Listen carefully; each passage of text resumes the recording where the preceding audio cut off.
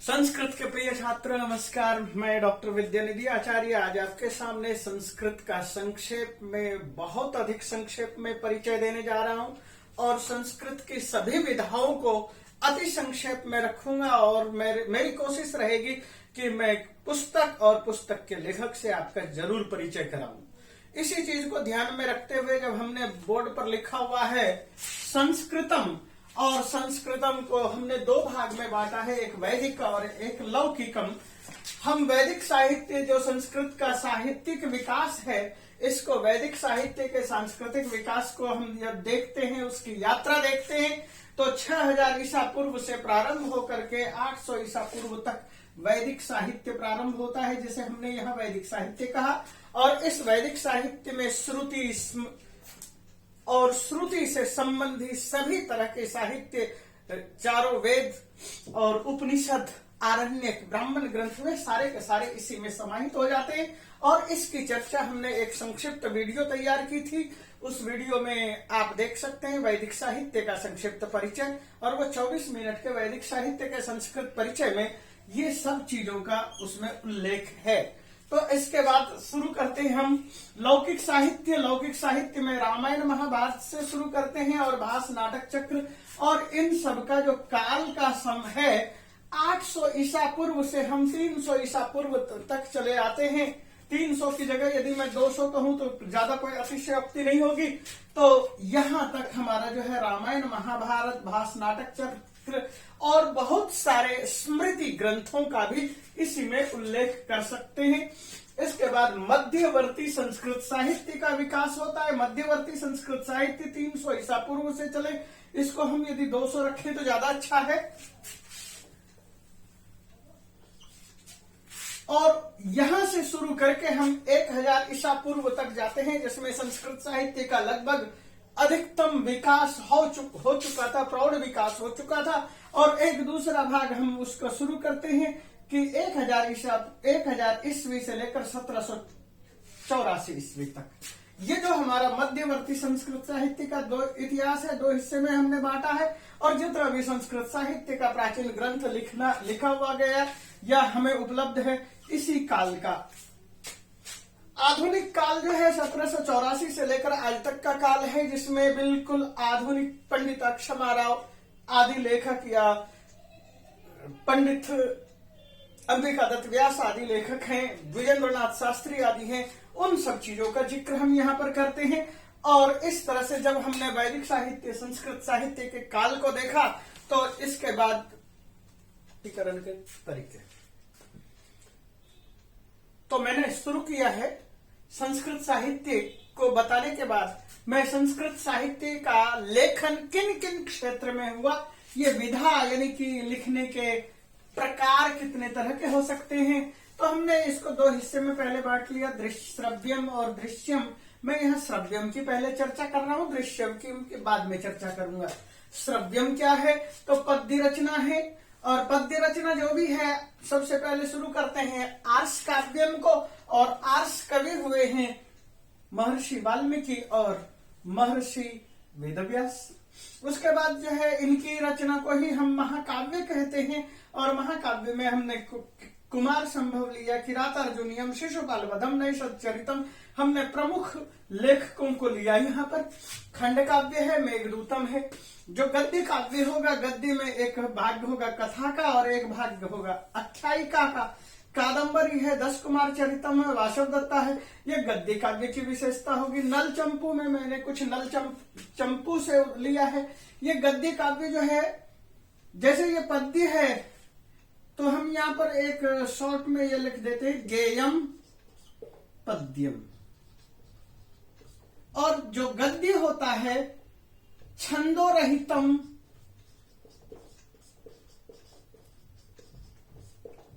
गद्यम।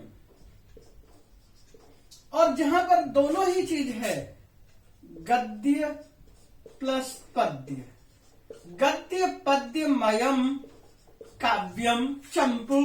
और यहाँ पर हमने कुछ चंपू के नाम दिए हैं, नल चंपू, मदालसा चंपू, भारत चंपू आदि।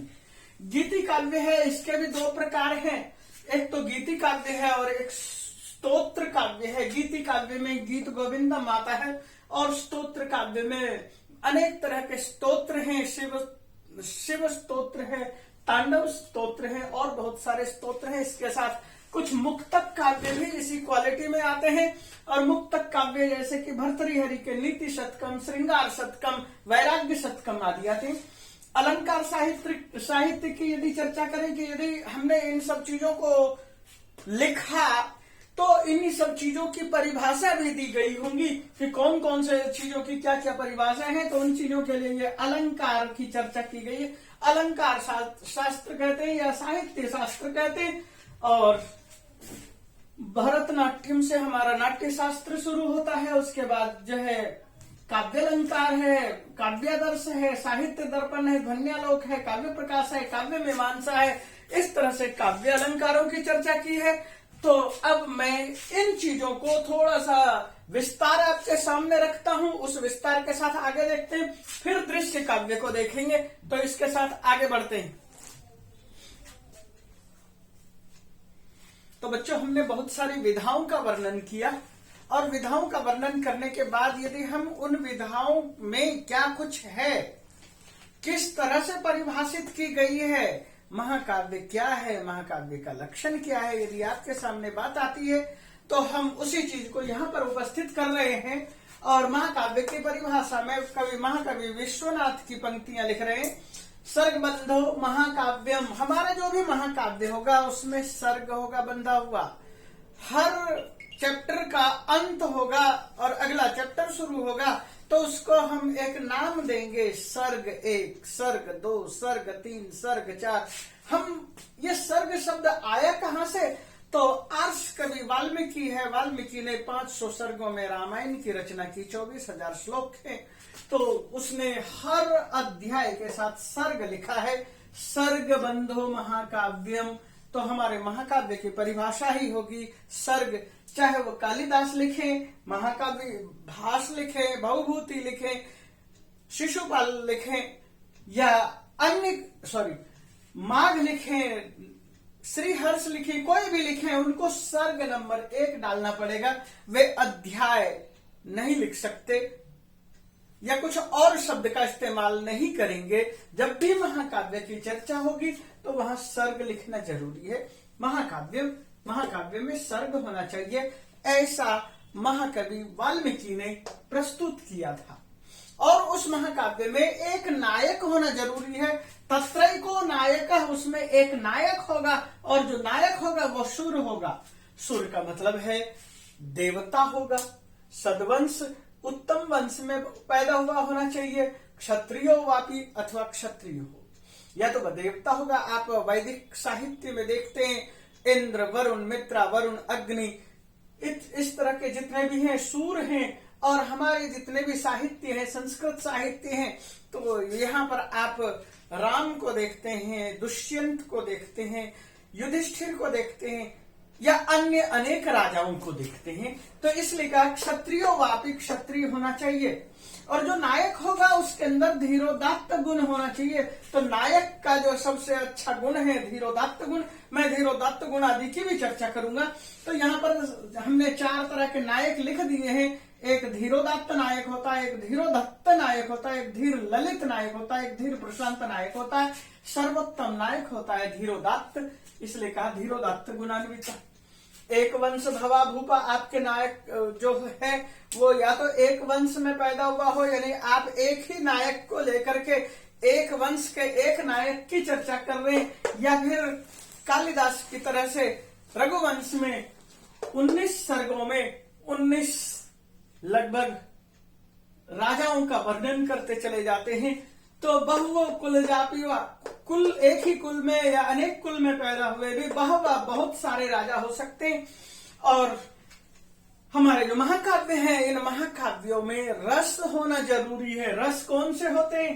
रस ये मैंने लिखे श्रृंगार, हास्य, करुण, रौद्र, वीर, भयानक, विभत्स, अद्भुत, शांत, वत्सल और भक्ति। यहां तक की चर्चा जो है हमारे सामने भरत मुनि के द्वारा की है नाट्य शास्त्र में। भरत मुनि एक हमारे लिए नजीर है। उनका नाट्य शास्त्र है। नाट्य शास्त्र में 36 अध्याय हैं, उसमें उन्होंने इन रसों की बात की है। और रस के लिए हम यही खोजते हैं जहां पर विभाव, अनुभाव, उद्दीपन, स्थायी भाव हो, तभी एक रस का नाम लिया जाता है। वत्सल और भक्ति अलग से रस खोजा गया है, ये आधुनिक रस हैं। तो चलिए, हमने ये कहा कि श्रृंगार, वीर और शांत, श्रृंगार वीर शांतानाम एको अंगी रस एवं। आपका जो महाकाव्य है, इस महाकाव्य में एक अंगी रस होना चाहिए। अंगी से मतलब क्या है? प्रधान होना चाहिए। यदि सभी रसों का वर्णन करेंगे, लेकिन महत्व एक रस को जरूर मिलेगा। जैसे कि आप रामायण देखते हैं तो रामायण में करुण रस है, महाभारत देखते हैं महाभारत में शांत रस है। इस तरह से एक अंगी रस देखेंगे। कालिदास की रचनाएं हैं, उसमें श्रृंगार रस है। यदि भवभूति की रचना देखेंगे तो वहां करुण रस है। तो इस तरह से एक अंगी रस, एक प्रधान रस होना जरूरी है। और उसके बाद उसके अंदर अंग होने चाहिए। जो नाटक या संधि या महाकाव्य के अंग है, उन अंग की भी मैं चर्चा करूंगा। और नाटक की संधियां, जब मैं नाटक बताऊंगा तो वहां पर अंग और संधि की चर्चा करूंगा। चत्वार तत्र वर्गा स्यु, वहां 4 वर्ग होंगे। एक का फलम भवेत, और एक को फल मिलना होगा। आदौ, वह जो है महाकाव्य या नाटक है या जो भी कुछ है, उसकी जो शुरुआत करेंगे आदौ, आदि में नमस्क्रिया, नमस्कार करेंगे। आज के दौर में भी आप बहुत सारे नाटक देखते हैं, वो नमस्कार से शुरू करते हैं। फिल्म देखते हैं, नाटक देखते हैं, उनमें भी नमस्कार से शुरू करते हैं। यदि फिल्म देखते हैं, आप देखेंगे कि वहां पर भी कुछ न कुछ गायत्री मंत्र या किसी देवी की या किसी और चीज का एक स्तुति परक चित्र ही टांग देते हैं। आशीर्वाद या तो अथवा उससे आशीर्वचन मिलता हो, वस्तु निर्देश होता हो, यानी कि आप किस विषय में कहना चाह रहे हैं, इस तरह की चीजों का उल्लेख हो।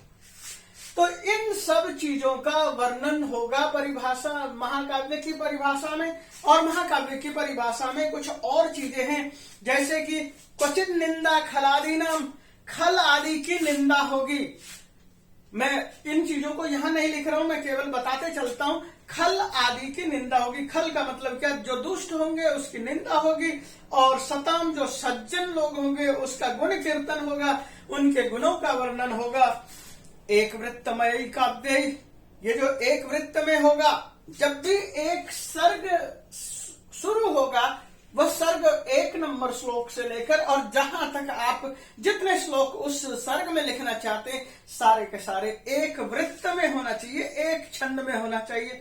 चाहे आपने अनुष्टुप छंद से शुरू किया तो अनुष्टुप छंद के होने चाहिए शुरू से अंत तक। यदि आपने शिखरिणी छंद से शुरू किया तो शिखरिणी से अंत तक होना चाहिए। लेकिन हाँ, अंतिम श्लोक अन्य वृत्त कई दूसरे छंद में होना चाहिए। मान लीजिए आपने अनुष्टुप छंद में सारे लिखे हैं और अंतिम श्लोक लिखना चाहते हैं। अंतिम श्लोक में अगला जो सर्ग शुरू करने वाले हैं उसके विषय में एक संकेत भी होगा, तो अन्य वृत्त कई दूसरे छंद से शुरू होगा, वह किसी दूसरे छंद से लिखेंगे। नाति स्वल्पा, और वह जो सर्ग होगा बहुत छोटा भी नहीं होगा। नाति दीर्घा, और बहुत बड़ा बड़ा छंद भी नहीं होगा। सर्गौ अष्टाधिका, आपके महाकाव्य जो हैं, महाकाव्य में अष्टाधिका 8 से अधिक सर्ग होंगे। आप अक्सर देखेंगे कि महाकाव्यों में 19 सर्ग है, 20 सर्ग है, 22 सर्ग है, 29 सर्ग है। तो इस तरह से सर्गों की संख्या बहुत ज्यादा है। लेकिन कहते हैं कि कम से कम 8 सर्ग तो होने ही चाहिए। 8 सर्ग से नीचे के काव्य को महाकाव्य में की संख्या में, परिधि में हम नहीं रख पाएंगे।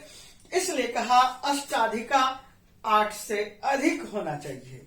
सर्गांत भावी सर्ग से, जैसे कि मैंने आपको बताया, एक सर्ग को आपने एंड किया है, अंतिम श्लोक लिख रहे हैं, अंतिम श्लोक में भावी सर्ग की सूचना देनी चाहिए।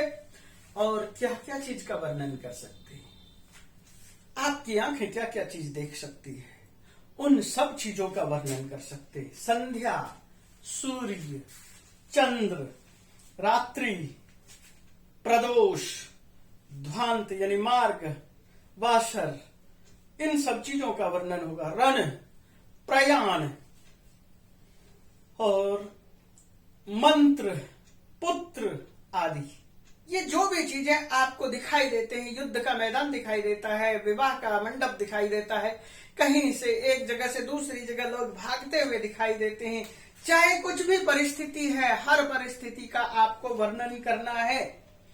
यथा योगम सांगोपांग विद, और सांग उपांग हर चीज का एक सही ढंग से वर्णन करना है। और कवेर वृत्तस्य वानाम्ना नायकस्य, या तो उसमें कवि का वृत्त होगा या नायक का नाम से उस महाकाव्य का नाम रखेंगे। जैसे रामायण कहते हैं, रामायण का क्या है, महाकाव्य के नायक का नाम है राम, और उसका अयन, अयन का मतलब रास्ता, राम का मार्ग। तो इसी तरह से आप देखेंगे कादंबरी नाम है, तो कादंबरी क्या है, नायिका है। शिशुपाल वधम है, शिशुपाल क्या है, नायक है जिसका वध किया गया है। शिशुपाल वधम, शिशुपाल नायक नहीं है, शिशुपाल का वध किया गया, श्री कृष्ण नायक है। तो इस तरह से नल श्रीहर्ष चरितम, श्रीहर्ष कवि ने नल नैषधीय चरितम लिखा है, नैषध देश का वर्णन किया है। तो ये नायक के ऊपर डिपेंड करता है कि वह किस चीज को महाकाव्य का नाम शुरू कर सके। मैं इस चीज को आगे और थोड़ा सा विस्तार दे रहा हूं। मैं प्रमुख महाकाव्यों का परिचय दे रहा हूं। प्रमुख महाकाव्य के लिए मैंने क्रम लिखा है, महाकाव्य का नाम लिखेंगे, कवि का नाम लिखूंगा, समय लिखूंगा और सर्ग उसके कितने हैं। सबसे पहले है वाल्मीकि रामायणम। वाल्मीकि रामायण को वाल्मीकि का रामायण कहते हैं या फिर रामायणम भी लिख सकते हैं। यही हमारे रामायण का या आदि काव्य का स्रोत है। इसे आदि कवि ने लिखा है या इसे महर्षि वाल्मीकि ने लिखा है, ये दोनों इन्हीं का नाम है। ये 500 ईसा पूर्व लिखा गया है। हम इसकी मान्यता लेकर के चलते हैं 500, और कई बार सिचुएशन ये आता है कि 500 से भी नीचे कहा जा सकता है, क्योंकि उन्होंने बौद्धों का भी चर्चा की है और बौद्धों से दूर रहने की भी बात कही है, बुद्ध धर्मानुयायियों से। तो बुद्ध शब्द का, बुद्ध के धर्म का इसके अंदर उल्लेख होने से बुद्ध के बाद की स्थिति बनती है। 500 सर्ग हैं, आप जानते हैं 7 कांड हैं, और 7 कांड में 500 सर्ग है, जो कि रामायण की प्रतिज्ञा है, और 24,000 श्लोक है। लेकिन जब हम सर्गों को गिनते हैं तो 649 सर्ग मिलते हैं। मैं श्लोक की अधिकतम संख्या के विषय में कुछ नहीं कह रहा हूं। यहाँ महाभारत की तरफ बढ़ते हैं। महाभारत को महर्षि वेदव्यास कहते हैं, लेखक हैं महर्षि वेदव्यास को 300 से 400 ईसा पूर्व तक माना जा सकता है, और उसके बाद इसके अंदर 1500 सर्ग हैं, 1,00,000 श्लोक हैं। अब हम महाभारत को देखेंगे तो इस तरह से दिखाई देता है, एक हिस्सा जय है, एक भारत है, एक महाभारत है। वेदव्यास ने 8800 श्लोक लिखे थे, जय नाम का महाकाव्य लिखा था। भारत वैशंपायन ने वेदव्यास से शिक्षा लेने के बाद जिस काव्य की रचना की वह भारत है, उसमें 24,000 श्लोक है। और उसके बाद सौती हुए हैं जो कि इसी के शिष्य थे, और उग्रश्रवा इनका सही नाम था। सौती सूत का पुत्र होने की वजह से लोमहर्षण के पुत्र थे, और इन्होंने 76,000 श्लोक का गायन किया था नैमिषारण्य में। तो इस तरह से हमने इस हिस्से को बांट दिया, जबकि हम बार बार यही पाते हैं, जयम इति उदीरयेत्। चलते हैं 3 नंबर पर, कुमार संभव। कुमार संभव की रचना महाकवि कालिदास ने की है। महाकवि कालिदास के विषय में यह प्रसिद्धि है, इसको हम महाकवि बोलते हैं, कवि कुल गुरु बोलते हैं, और एक नाम इनका आता है दीपशिखा। 4वीं शताब्दी में हुए, 1ली शताब्दी से 4वीं शताब्दी तक गिन सकते हैं, और इनकी रचना में 17 सर्ग हैं कुमार संभव में। रघुवंश महाकाव्य में 19 सर्ग हैं। बुद्ध चरितम है, अश्वघोष की रचना है, 1म शताब्दी का है, सदी का है, और ये कनिष्क के समकालीन थे। कनिष्क जो कि पेशावर में गद्दी पर बैठा हुआ था, उनसे स्वयं अश्वघोष मिलने के लिए गए थे। इनके 28 सर्ग हैं।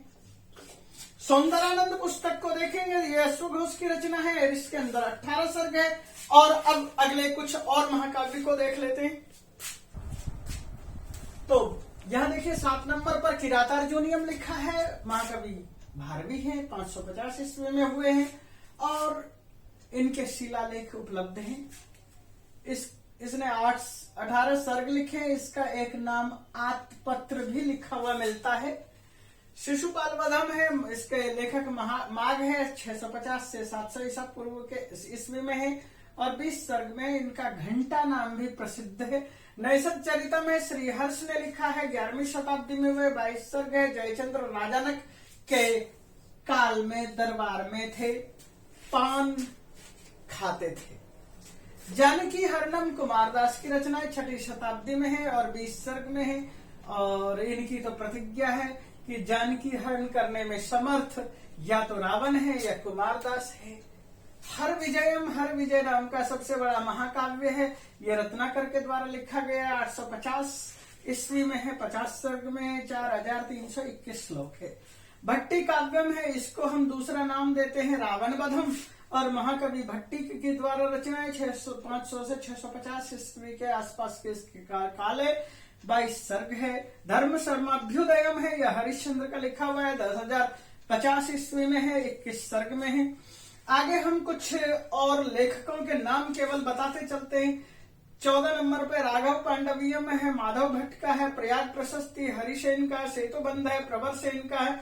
गौडवह एक प्राकृत महाकाव्य है, 750 में लिखा गया और इस प्राकृत महाकाव्य के विषय में एक करुण कथा मिलती है जो कि हम कभी बाद में इसकी चर्चा करेंगे।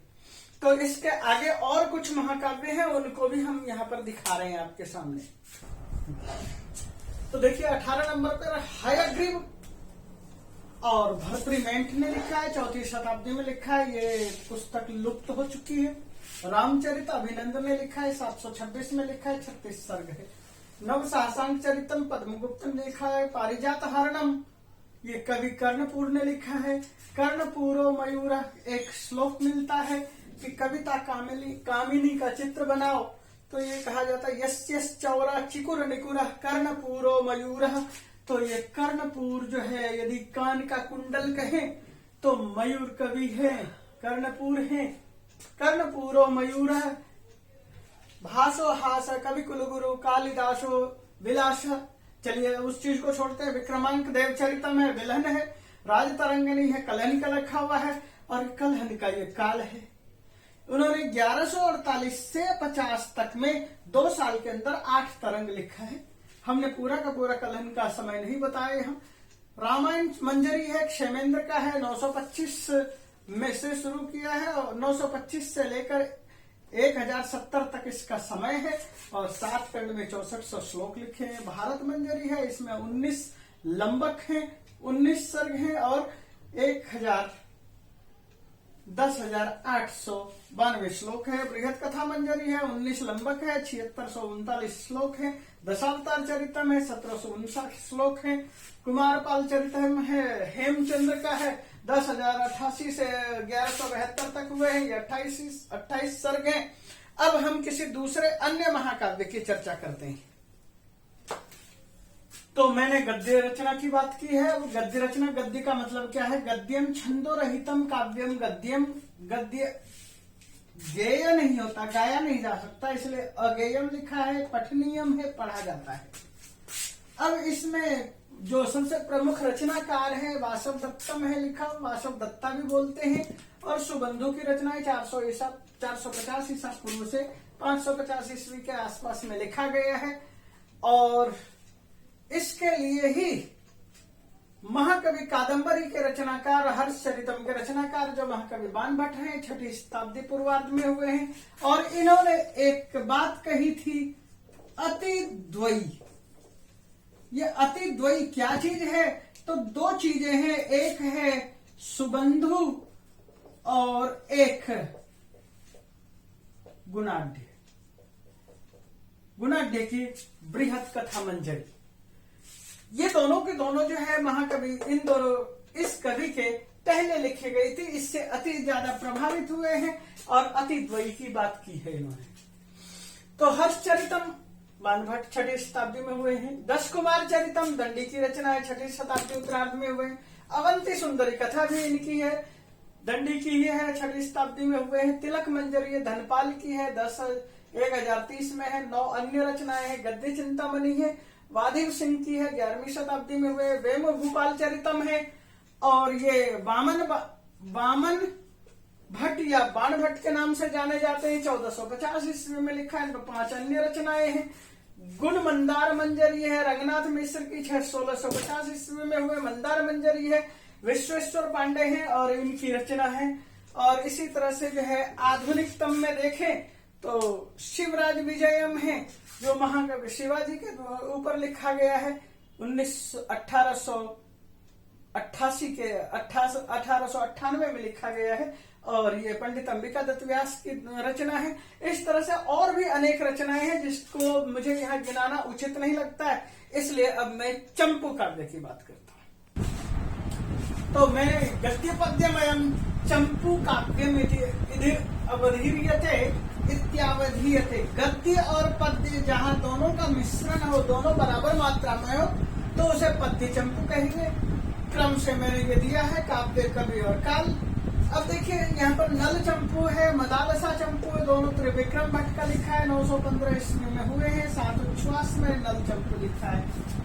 यशस तिलक चंपू सोम प्रभु सूरी का है, 925 में हुए थे, 8 आश्वास में है। जीवनधर चंपू है, हरिश्चंद्र का लिखा हुआ है। रामायण चंपू है, भोज का लिखा हुआ है। भरत चंपू अनंत भट्ट का है।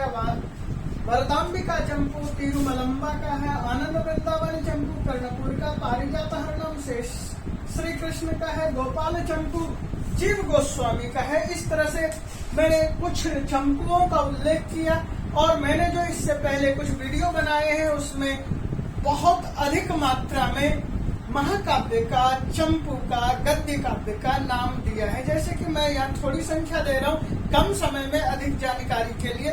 इससे पहले के वीडियो में मैंने बहुत ज्यादा संख्या में इन काव्यों का उल्लेख किया है। अब देखते हैं कुछ दृश्य काव्य। मैं कुछ गीति काव्य के विषय में लिख रहा हूँ, कुछ स्तोत्र काव्य के विषय में जानकारी दे रहा हूँ। ऋतु श्रृंगार महाकवि कालिदास ने लिखा है। मेघदूतम महाकवि कालिदास का है। नीति शतकम, श्रृंगार शतकम, वैराग्य शतकम, ये तीनों भर्तृहरि के द्वारा रचना है। ये 6वीं शताब्दी में हुई। 6वीं। इसके विषय में अनेक किंवदंतियां हैं। कुछ लोग ये कहेंगे कि विक्रमादित्य इनके बड़े भाई थे और ये 1ली शताब्दी में हुए। कुछ लोग ये कहेंगे कि इनके जो है गुरु थे, जो नाथ संप्रदाय वाले हैं, वो कहेंगे कि इनके गुरु थे ये 9वीं शताब्दी में, 9वीं का 10वीं शताब्दी में होने वाले गुरु गोरखनाथ। लेकिन ये न गुरु गोरखनाथ के साथ रहे हैं, ये न विक्रम के साथ रहे। इनका एक अपना काल है, 6वीं शताब्दी।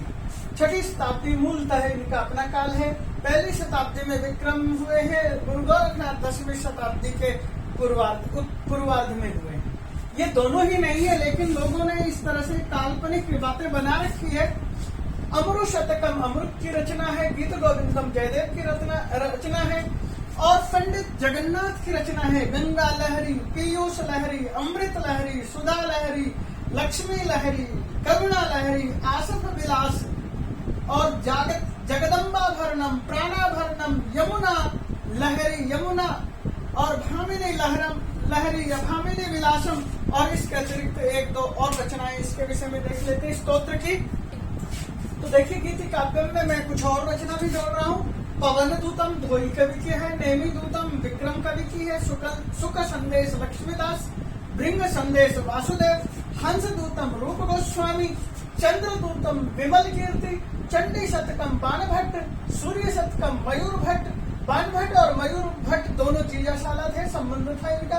घटकर पर और नीतिशाल, ये घटकर कर पर कवि के हुए। घटकर पर कालिदास है, इनके साथ जो 8-9 विक्रमादित्य के सभा के जो है प्रसिद्ध कवियों की रचनाएं होती थी, उनमें घटकर पर कालिदास आदि का नाम आता है। कुट्टनी मतम दामोदर गुप्त की है।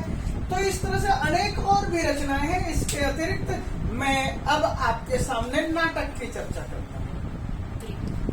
तो ये हमारे नाटक है। दृश्य काव्य जो होंगे, दृश्य काव्य के विषय में हमें पहले जानकारी देनी जरूरी है कि दृश्य काव्य को कहेंगे क्या, जो हम देखते हैं और जिसको हम ड्रामा कह सकते हैं। और इस ये पर्दे के पास होता है, मंच पर होता है। मंच हमारे जो है 4 तरह के होते हैं। मैंने उनकी यहाँ चर्चा नहीं की, लेकिन बार बार हम कहते हैं नाटक 10 होते हैं, रूपक 10 होते हैं। वो 10 कौन कौन से होते हैं उसके नाम मैं यहाँ आपके सामने रख रहा हूँ। 1 नाटक, 2 प्रकरण, 3 भान, 4 व्यायोग, 5 संबकार, 6 डिम, 7 इहामृग, 8 अंक, 9 विधि, 10 प्रहसन।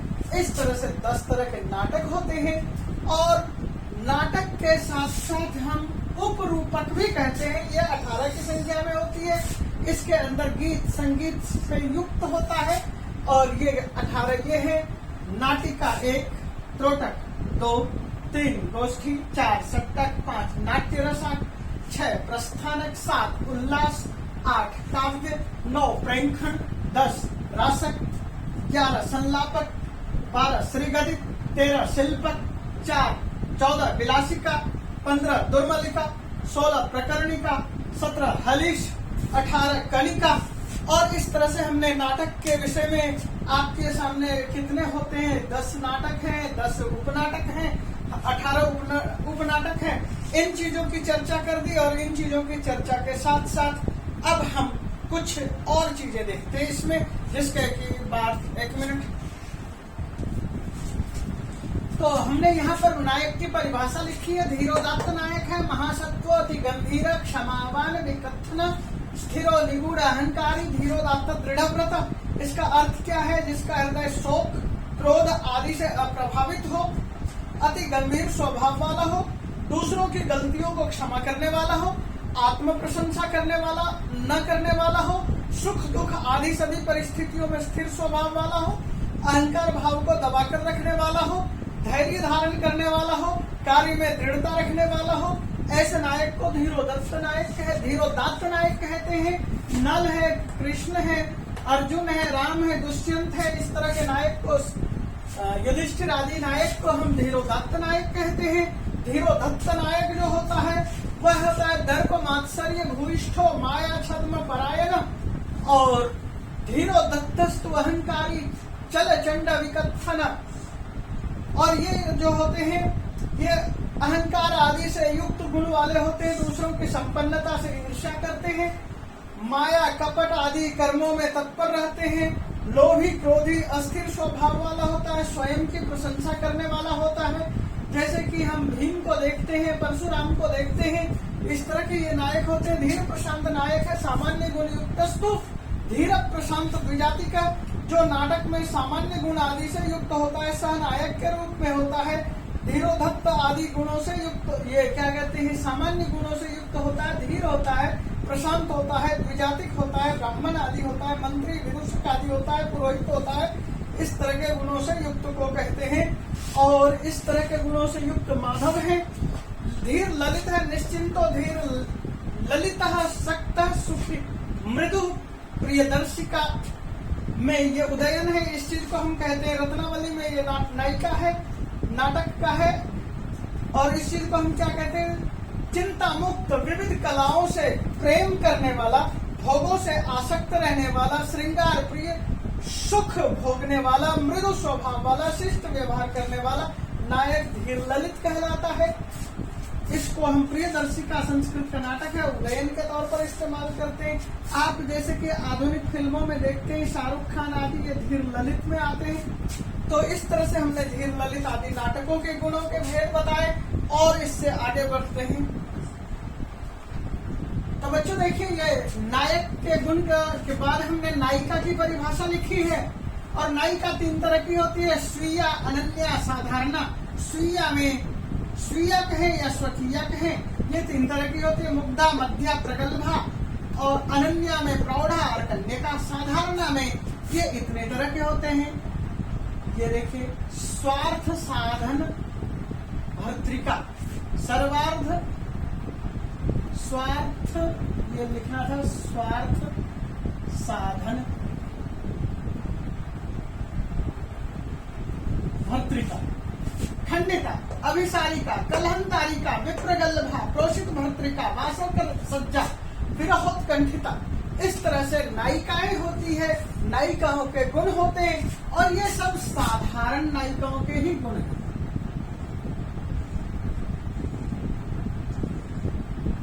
तो इतने तरह की नायिका है। मैंने नायिकाओं की यहाँ पर कोई परिभाषा नहीं दी बच्चों, और आपको नायिकाओं की परिभाषा जानने की उतनी आवश्यकता नहीं। इसलिए अब मैं आपके सामने नाटक और नाटककारों की रचना के विषय में आपके सामने रखूंगा। सबसे पहला नाटक है महाकवि भास। भास के 13 नाटक चक्र हैं, तो उसको देखिए कैसे। तो हमने यहाँ पर सबसे पहले महाकवि भास को लिया है। भास के नाटक चक्र हैं और नाटक चक्र 13 है। इन 13 नाटकों का हमने नाम लिखा है। सारे के सारे कवि हैं महाकवि भास, और ये मद्रास में पाए गए हैं। ये ईसा से पहली या दूसरी शताब्दी के कवि माने जाते हैं, लेकिन इनकी रचनाओं में पटना का तो जिक्र है, पटना के आसपास का, लेकिन पटना का जिक्र नहीं है। इसलिए कुछ लोग ये भी मानकर चलते हैं कि ये 400 ईस्वी ईसा पूर्व में हुए। खैर जो भी है, तो आप देखिए नाटक, ये आदि नाटककार है, इनके ही द्वारा सबसे पहली नाटकों की रचना हुई है। भास 13 नाटक हैं, मैंने नाटक गिना दिए हैं। प्रतिज्ञा योगंधरायणम 4 अंक है, उदयन है। स्वप्न वासदत्तम में 6 अंक है, उदयन है। प्रतिमा नाटक में 7 अंक है, राम है, ये नाटक नायक है। अभिमारकम अभिषेक नाटकम में 6 अंक है, राम है। अभिमारकम में 6 अंक है, अभिमारक है। बालचरितम में 5 अंक है, कृष्ण है। चारुदत्तम में 4 अंक है, चारुदत्त है। पंचरात्रम में 3 अंक है, द्रोण है। दूत वाक्यम, अब ये सारे के सारे आती है एकांकी। एकांकी में ये दूत वाक्य, दूत श्री कृष्ण है। और कर्ण भारम में कर्ण है, उरुभंगम में भीम है, घटोत्कचम में घटोत्कच है, मध्यम व्यायोगम में घटोत्कच। इस तरह से ये इनके नाटक हैं। और इसके अतिरिक्त और भी बहुत सारे नाटककार हैं। ये तो मैंने एक ही नाटककार की रचना की, और बहुत सारे नाटककार हैं, उनके विषय में अब देखते हैं। भास के नाटक चक्रों की आप चर्चा की, और उसके बाद अब शुरू करता हूं। 14 नंबर पर शुद्रक मृच्छकटिकम है, मिट्टी की गाड़ी, इसको हम हिंदी में कहेंगे। 10 अंक का है, चारुदत्त और वसंत सेना है।